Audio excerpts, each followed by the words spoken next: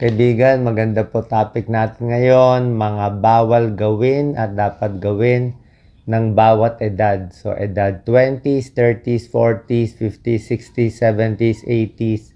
Ano yung mga dapat gawin mo every decade para at least lumakas yung katawan natin. Makapunta tayo maayos mula 20s, papuntang 30s, 40s, 60s, pataas. So, ang tips natin, tigli-5 tips tayo bawat dekada. Physical tips, physical health, mental tips, and emotional tips. Umpisahan na natin sa edad 20s, okay, mula 20 hanggang 29 years old, mga kabataan. Siyempre, ang 5 tips natin, number 1, dapat meron ka ng good health habits habang bata ka pa.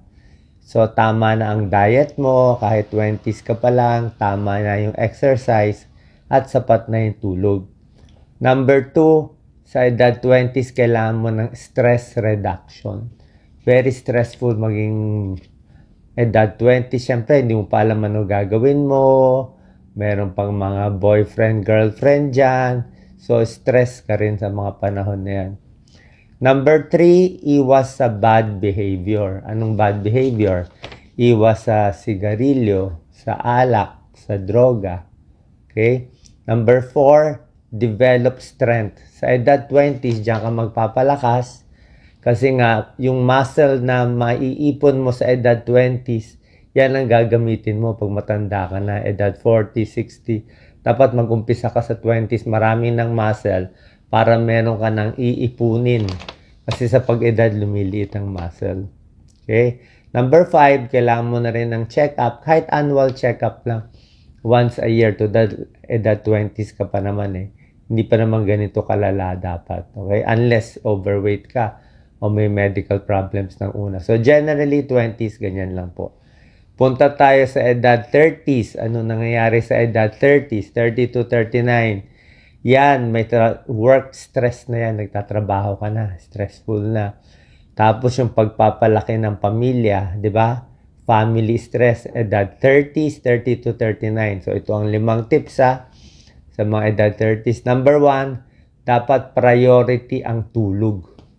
Ito ang madalas na may insomnia ka talaga. Marami tayong tips paano ang tamang tulog.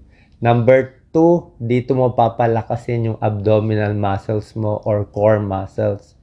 Kasi nga dito nahihina unti-unti. Edad 30, hihina na So, kailangan meron kang mga abs. Dito kaya mo pa mag-sit up, kaya mo pa magpatigas ng stomach muscles mo, abdominal muscles. Kasi gagamitin mo yan pag edad mo. Pagdating mo ng 50, 60, para maayos ang posture mo, kailangan maayos yung abdominal muscles mo.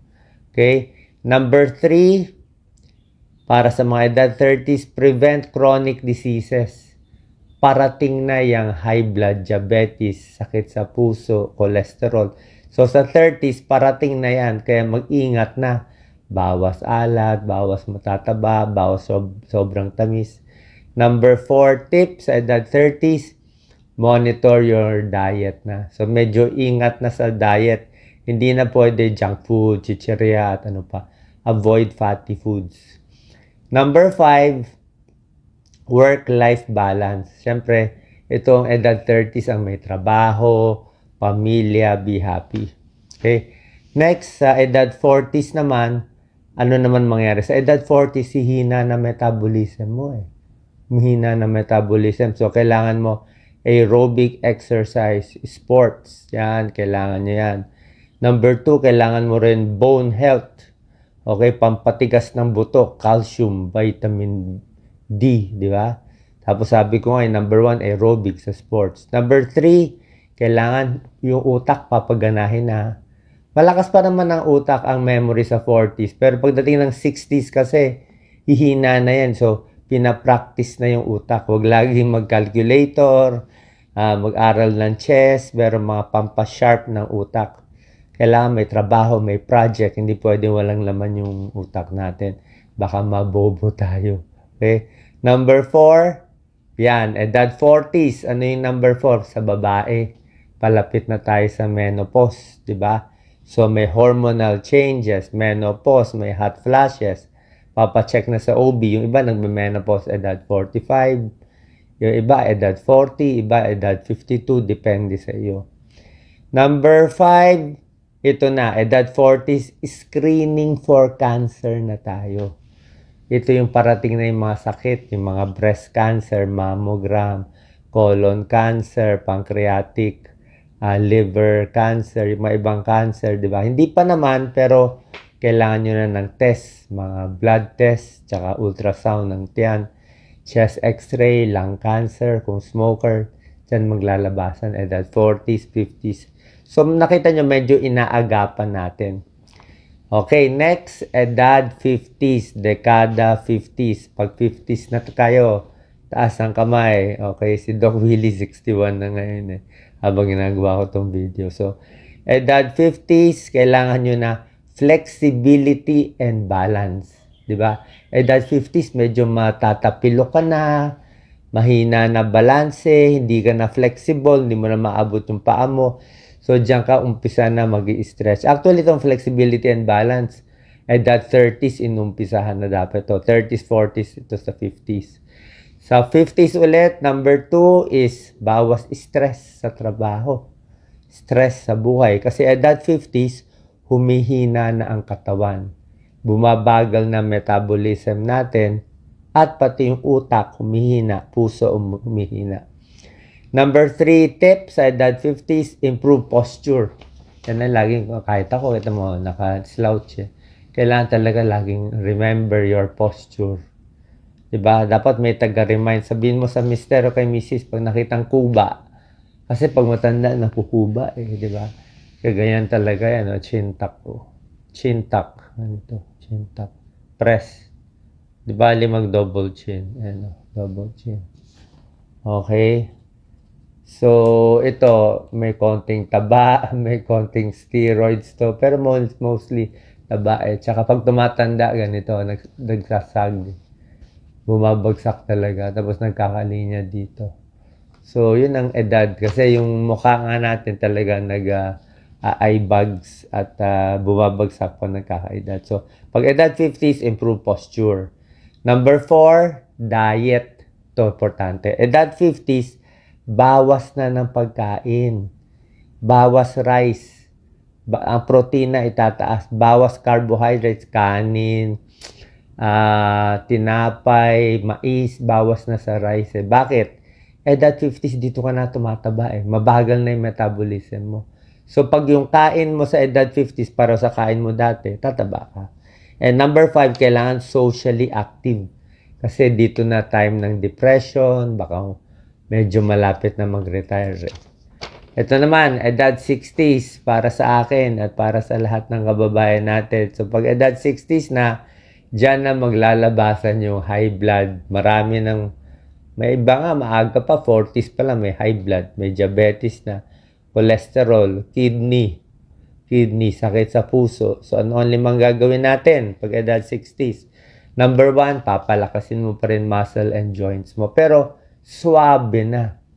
Hindi na pwede yung yung basketball, football, medyo hindi na kaya. Siguro may taong kaya, pero generally, medyo hindi na kaya. Kaya hinay-hinay na. Number 2 tip sa edad 60s, alagaan ng puso, alagaan ng kidneys. Bawas matataba, bawas karne, taba, damihan ng isda, bawas asin. Dito nga sa Singapore, bawal ang asin. Hindi naman bawal. Halos lahat ng pagkain nila matabang.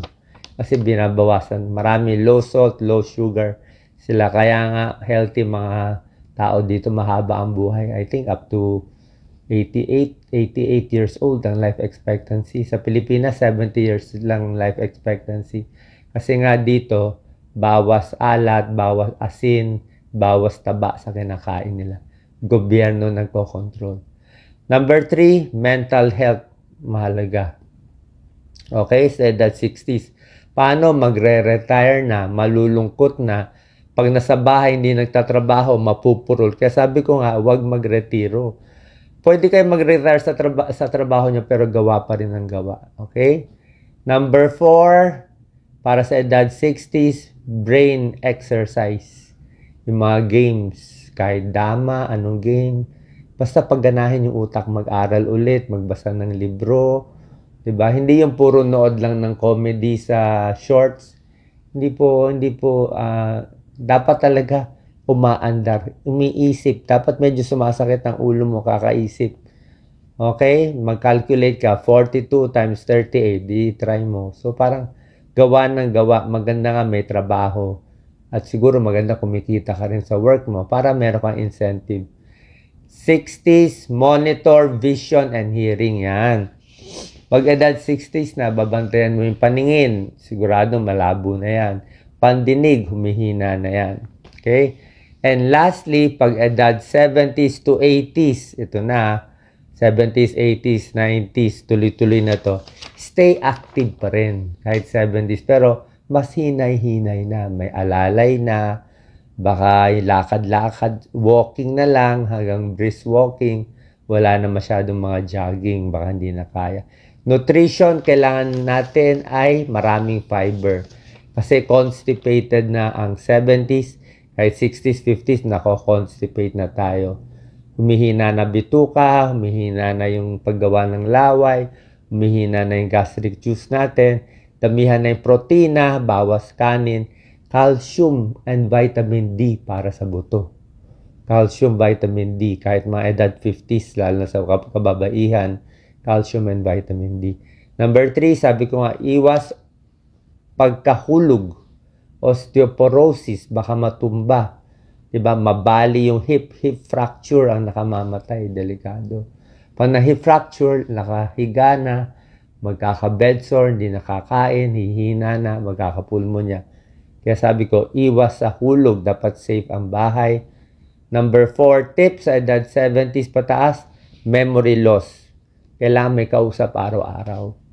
Hindi pwede magsatawagan nyo yung mga lolo-lola. Kayo naman dapat meron din kinakausap na mas bata.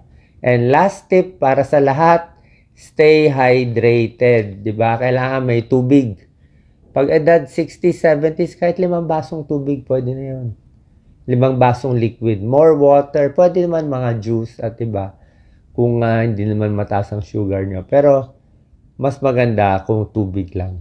Okay? Depende. Depende kung payat naman kayo, pwede buko. O yung mga juice, soft drinks, siguro pa konti-konti lang. Pero more tubig pa rin. Okay? So, for all ages, final tips ko, dapat magdasal, dapat maging faithful sa partner, gumawa ng mabuti sa kapwa, and spiritually at peace. So, ready tayo sa every decade para pagpunta natin sa next decade, malakas tayo. God bless po sa inyong lahat. Sana nakatulong itong short video natin. God bless.